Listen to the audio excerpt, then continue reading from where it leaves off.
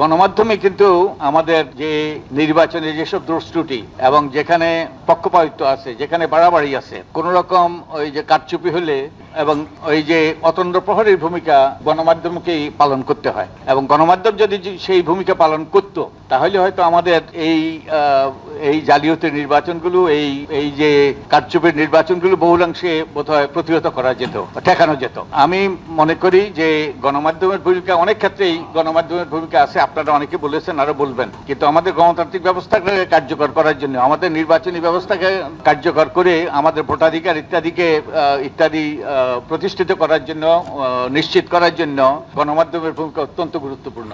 বলা আছে একজন সাংবাদিক, আপনারা সবাই চিনেন ওনাকে, উনি 10টা মিডিয়া হাউসের জন্য, তিনি 10টা টেলিভিশন চ্যানেলের জন্য অ্যাপ্লাই করেছিলেন, এবং কয়টা পেয়েছেন আমি জানি না, তবে উনি একজন নামকরা সাংবাদিক এই দেশের ছিলেন, এখন নাই অবশ্য।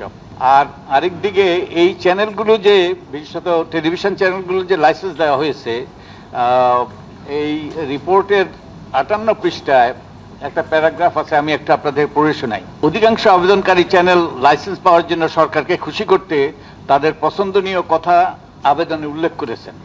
তাদের আবেদনপত্র অঙ্গীকারনামায় অনেক ধরনের প্রতিশ্রুতির কথা বলা হয়, যা আওয়ামী লীগের রাজনৈতিক দর্শন ও কৌশলের সঙ্গে মিলে যায়। অর্থাৎ আবেদনপত্রেই তারা জানিয়ে দেন যে অনুমোদন পেলে তারা সরকারও তার রাজনৈতিক চিন্তা চেতনা মেনে তা বাস্তবায়নে সহায়তা করবে বা ভূমিকা রাখবে।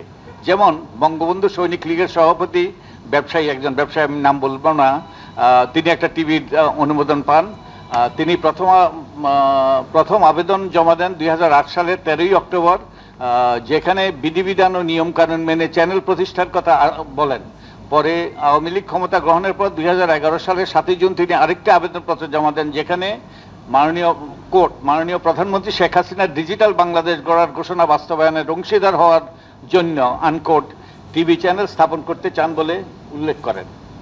এমনিভাবে আরেকটা টিভি আবেদনে দুইজন ব্যক্তি আওয়ামী লীগ সরকারের কর্মসূচি বাস্তবায়নে অবদান রাখার প্রতিশ্রুতি দেন।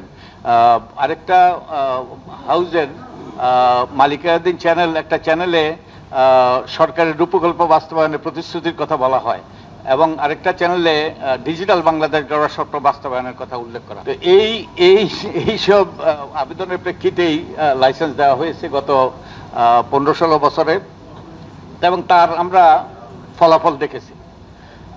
এখন আমি গণমাধ্যম সম্পর্কে খুব একটা জানি না, নির্বাচন সম্পর্কে একটু পর্যবেক্ষণ করি, একটু জানি।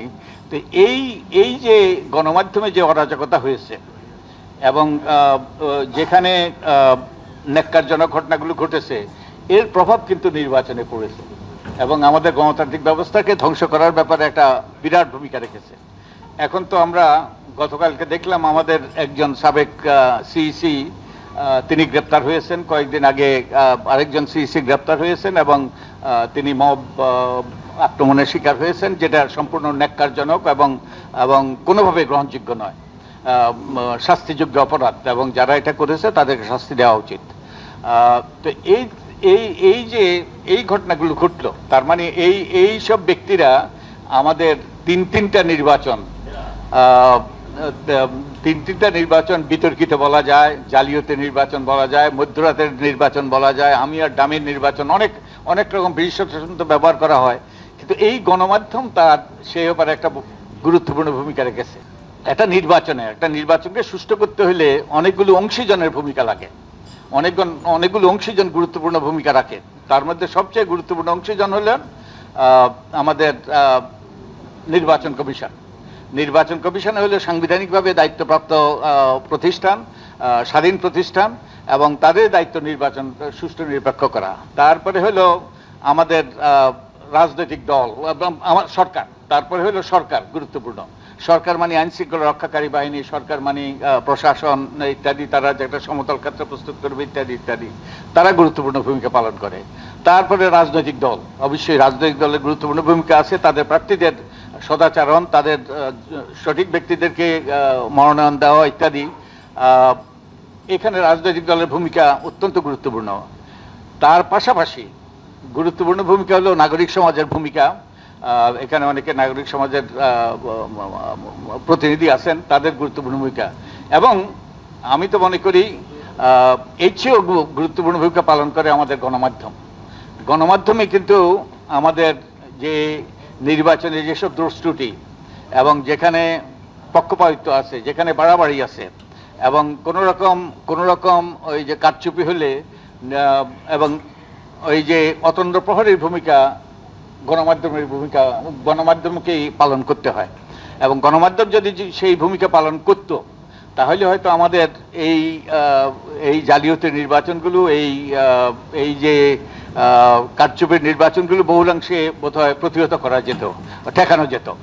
তো আমি মনে করি যে গণমাধ্যমের ভূমিকা, অনেক ক্ষেত্রেই গণমাধ্যমের ভূমিকা আছে, আপনারা অনেকে বলেছেন, আরো বলবেন। কিন্তু আমাদের গণতান্ত্রিক ব্যবস্থাকে কার্যকর করার জন্য, আমাদের নির্বাচনী ব্যবস্থাকে